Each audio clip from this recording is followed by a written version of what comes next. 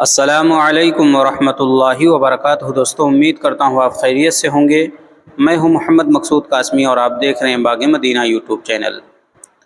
ممتاز مسلم تنظیم جمعیت علماء ہند نے آج مسلمانوں سے درخواست کی کہ وہ عید الاضحیٰ کے موقع پر قربانی کرتے وقت سرکاری رہنمایانہ خطوط کی سختی کے ساتھ پابندی کریں اور ذبیحہ کیے گئے جانوروں کی تصاویر سوشل میڈیا پر شیئر نہ کریں۔ عید الاضحیٰ پیر کے روز منائی جائے گی۔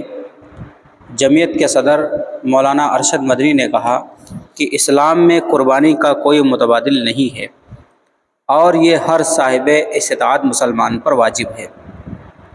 مولانا مدنی نے کہا کہ یہ بات اہمیت کی حامل ہے کہ مسلمان قربانی کرتے وقت احتیاط کا دامن نہ چھوڑیں، تشہیر بالخصوص ذبیحہ جانوروں کی تصاویر سوشل میڈیا پر شیئر کرنے سے گریز کریں۔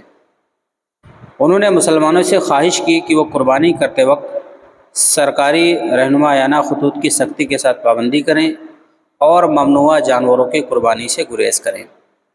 انہوں نے کہا کہ اگر کسی مقام پر شر پسند عناصر بھینس کی قربانی روک دیں تو چند باشعور اور بارسوخ افراد کو انتظامیہ کو اعتماد میں لیتے ہوئے قائل کرنا چاہیے اور پھر قربانی کی جانی چاہیے۔ لیکن اگر اس مذہبی فریضے کی تکمیل میں کوئی راستہ نہ ہو تو کسی اور قریبی مقام پر قربانی کی جانی چاہیے جہاں کوئی دشواری نہ ہو۔ انہوں نے مسلمانوں کو مشورہ دیا کہ وہ عید الاضحیٰ کے موقع پر صفائی ستھرائی کا خاص خیال رکھیں۔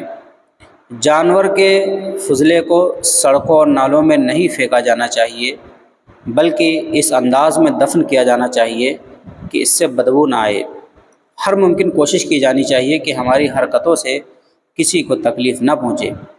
شرپسند عناصر کی اشتعال انگیزی کی صورت میں قریبی پولیس اسٹیشن میں شکایت درج کرانی جانی چاہیے۔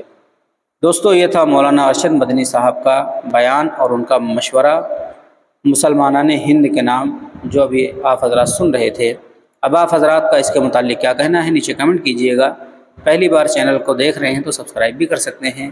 چلیے پھر ملتے ہیں انشاءاللہ جلدی کسی نئے ویڈیو میں۔ السلام علیکم ورحمۃ اللہ۔